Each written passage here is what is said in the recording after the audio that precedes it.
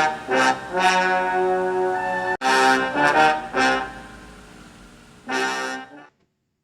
guys, hope you're having a great evening. Hey guys, good evening. This is Fred and Sheila McCoy with the Hatfield McCoy Museum Adventures and sometimes FS Investigates. This is going to be more of a FS Investigates. Okay. Sheila and I have been keeping up with certain topics that interest us, so Yeah. and some other people also. Uh-huh. Other news, things that interest us, we don't do videos on, but they are interesting to us, and we haven't done any videos, and not going to start now, but this one is on that Brian Thompson, the CEO that got assassinated. Yeah, he was gunned down in New York. Mm-hmm. And it's not going to be really on him, it's going to be more on the gun or possible gun that was used to assassinate him. Okay. We found it very interesting. Sheila and I are big gun fanatics, been gun fanatics all of our lives. We're from the hills, from the mountains. Grew up with guns and shooting guns, and both of us love shooting and pretty good shots and firearms instructors. I was a police firearms instructor along with the carry concealed, and Sheila's also a carry concealed instructor and has taught every class. We've taught every class together always. Yeah. And Sheila always worked with the women. Sheila's probably taught more women, or up to the point when we quit. Yeah. We didn't really quit. Kentucky went to constitutional carry now, so you don't really, even though there's still a permit in Kentucky, a CCDW permit, Right. and you still have to take the training and you have to still get the permit, you don't have to in Kentucky because it's constitutional. You can carry concealed or open carry In Kentucky. Now, However. go ahead. If you want to carry in another state, Yeah. you need your permit. There's over 40 states that recognizes Kentucky's permit. They honor each other's. And this was very interesting to Sheila and I because we saw this shooting, and her and I both at the same time thought, some people was talking and said, is this guy a professional assassin? Yeah. And we're saying, well, if he is, he can't afford a good gun. What's he got? A Saturday night special? He's just going to throw it away, I imagine, and just got him an old, I won't name the kind, but there's guns out there that jam with every, and jam with every shot. Yeah. And we thought his gun was jamming. We thought with every shot that his gun was jamming, and this guy knows what he's doing. He's clearing the jam and shooting again. Guys, from what we can find out, he wasn't jamming at all. What he's shooting was a B&T VP9 suppressed or with a silencer. Right. And Sheila's going to show a couple of videos clips just here in a minute, but you know the thing about this gun, it's called an assassin pistol. Or go ahead, babe. or a veterinarian pistol. Veterinary pistol. Now, why would it be called a veterinary pistol? Have you guys ever heard or seen a movie, anything where this guy says he paints houses? He's actually an assassin. And when he gets a job to do, they'll say, I've got a house for you to paint. And that means they've got a hit for him. And I don't know why it's called a veterinary pistol. I guess if you want to just fire one shot, that would do it. This is a 9mm, and it's single action. Yeah. It only shoots. Now, why would a person want a pistol that only shoots one round? And why wouldn't he? If he's an assassin, why wouldn't he? Now, Sheila and I have been talking, and this guy, we think, made some mistakes. We don't think it worked out like he meant for it to be. Because, see, you shoot that first round, your shell stays in the gun until you pull back and then twist and load another round. But the reason that round, and the reason it's called an assassin's gun, it leaves no evidence. If he would have walked up and in the back of the head, the casing would have remained in the bang or the gun. I've done said it enough on this video. She's going to have to tag it probably, but That's all right. It just says that you got to be 18 to watch it. But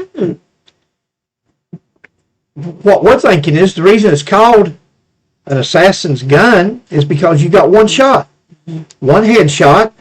You got your casing still in there, and you can move on and get out of there.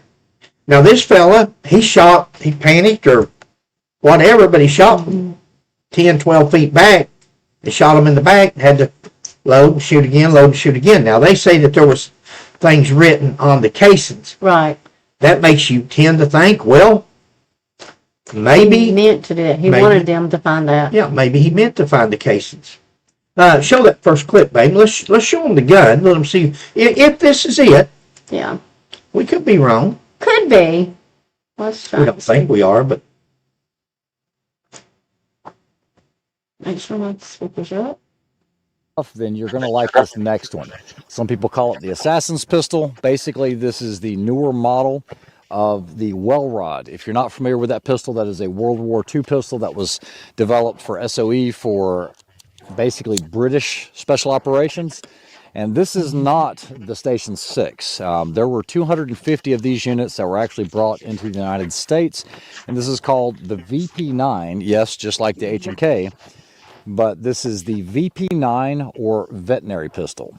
This is extremely quiet. It is a bolt-action pistol, has 2 lugs, and it is designed for 9mm. So regardless of the use, some people say that it's for dispatching animals. Other people say it's for covert operations and things like that. But what's cool about it is it comes in this kit. And these are not inexpensive. Again, once again, these run somewhere about $6,000 now is the market price if you can find one. And like I said, there's only 250 of them in the United States. So it comes with one suppressor. wow. Don't seem like that would be a hard something to track down. 250 according to him in the United States. A $6,000 gun. Wow. Who would pay $6,000 for a single shot, a single action gun? Well, maybe an assassin. You know, my question would be, why wouldn't they just use a revolver? If you don't want your casings left behind, why not use a revolver? All kinds of questions here, guys. This is really $6,000 gun. Yeah. Who would spend $6,000? You know, that maybe he already had it though. Maybe he got it at an earlier time at a cheaper price. Maybe price doesn't matter. That's true. But you know what reminds us of the Joseph Couch. Joseph Couch went out that day supposedly and bought a $2,900, $3,000 AR from the gun store. Went 20 miles down the road and shot 5 people, 17 cars. But according to others, he had other guns, maybe even an AR. Why would you go buy the most expensive thing they've got, knowing you're going to leave it in the woods or throw it away? I don't know. Some things probably just ain't meant to understand or be explainable. Maybe if this guy doesn't off himself before they get him, maybe he can explain to them why and where it's at, because they found the backpack in Central Park, but as of right now. But go ahead and play that next one. Listen to how loud this gun is. This gun is interesting. This is going to be extremely quiet. Once again, I have 2 mics on. I'm going to shoot it into the dirt. Here we go. Guys, listen to this. Listen, I don't know if you can hear this. Do you hear that release of pressure? That is the pressure being relieved. He shot. I didn't even hear it. Yeah. No, you can't. Incredibly quiet, which is insane. You will never ever shoot a. That's it. That's it. It is almost. It sounds like that right there. That's what it.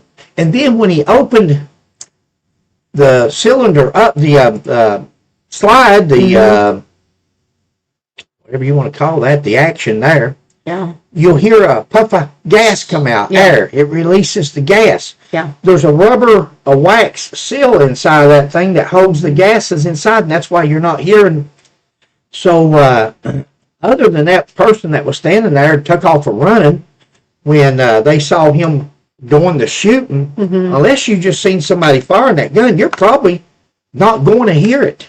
And again, I think I think that gun was meant for just, well, like they used to say, keep low, move fast, one shot, one kill, and so forth like that. So no luck, pure skill.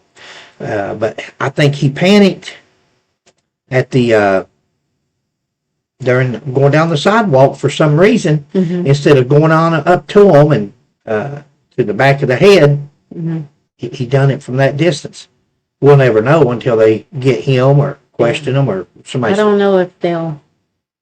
Huh? I think they'll find him, but I don't think he'll. Yeah, I believe he'll be like a lot of these people, they do things, they regret them or whatever, and then off themselves. But we found it interesting because, like I said, Sheila and I both, when we saw the first videos, we thought this guy had the cheapest gun known to man, and him trying to do a hit. Yeah. And we're thinking, wow, I would have gotten a better gun. Right. He did get evidently at least an expensive $6,000. Nah. That's a pretty expensive gun. That is. And especially one that's he's thrown away somewhere, no doubt. No doubt he threw that in some of those garbage cans. Yeah, they're looking in Central Park. They're looking in the lake now. In the lake, to see if they can find anything there. Anyway, guys, leave your comments if you got anything on this. This is just a topic. Yeah. Sheila and I, again, we're gun fanatics. And I didn't even know they made anything like this.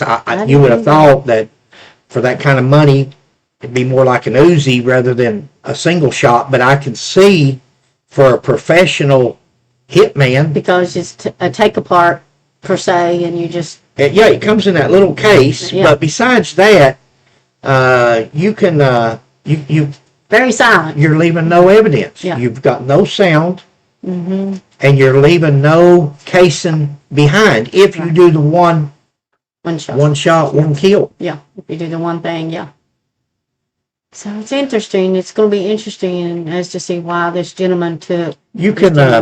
It's called the B&T VP9 suppressed. You can Google it, YouTube it. There's all kinds of videos out there. Yeah. Again, we wasn't familiar with it. No, I found but it he very wasn't. Interesting. He wasn't jamming at all. I don't know what happened. I can't see buying a gun like that, paying for a gun like that to keep the casing inside, and then shooting from that distance and having to shoot 2 or 3 more times, and the writing on the casings. I think he meant to do it that way. I think that's the way he wanted it done, but I would have picked a different weapon than that one. But I think he wanted them to find the casings. Well, if he was going to leave the casings, if his plan was to leave the casings, then why wouldn't he just get a Glock or a Smith or whatever and just etch on it? Yeah. And you're going to leave the bullets in it, the casings anyway. Right.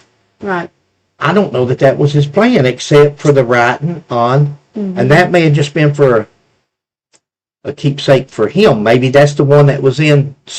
Maybe that's the first one he shot. Me personally, I think he meant to do it. I think he meant to do it. I think he was sending a message. Sheila seems to think. Any of you seen that movie John Q with what's that guy's name we like? Denzel Washington. Denzel Washington, where his child's in the hospital and he's trying to get medical treatment. I mean, you can just feel through the insurance. You can just feel, an organ transplant or something. And that little boy's passing away, and his wife says, "Do something," and fix it now. He's at the end of the world, and he does something, and but it's an interesting because the insurance company won't. You pay insurance, you have it. They have a percentage of what is it? The percentage they turn down. We just heard that. We heard yesterday from our insurance guy, but it could be that this company has 29% rejection rate. They have a high rate. Yeah. Again, you got our disclaimer on here. If you I'll add it to the end. You don't have to. I'll hold it up. But here's a disclaimer, guys. Some of these things is our opinion. It's, yeah, that's what I was gonna say. Some of these things is our alleging, and but we heard yesterday, and that could be totally wrong, but somebody had told us that this insurance company has a 29% rejection rate on claims. Yeah. Where people will get in the hospital on their health claims. Right. And people get in the hospital, need coverage, and then they say that doesn't cover this or it doesn't cover that. And who knows? We'll find out eventually, but her opinion is that... That's solely my opinion, guys. And she thinks that maybe somebody in his family didn't get the treatment that they thought they deserved through the insurance or whatever. Yeah. I mean, who knows? What he had etched on the casings. So, again, I've seen earlier where $10 million a year salary. You're up. All right, guys. Hope you guys found this video interesting. We certainly did. Thank you all for tuning in. God bless each and every one of you. You guys are awesome. Can't do it without you. We appreciate you guys. Have a good night. God bless. Yeah. Bye. Bye, guys. Bye.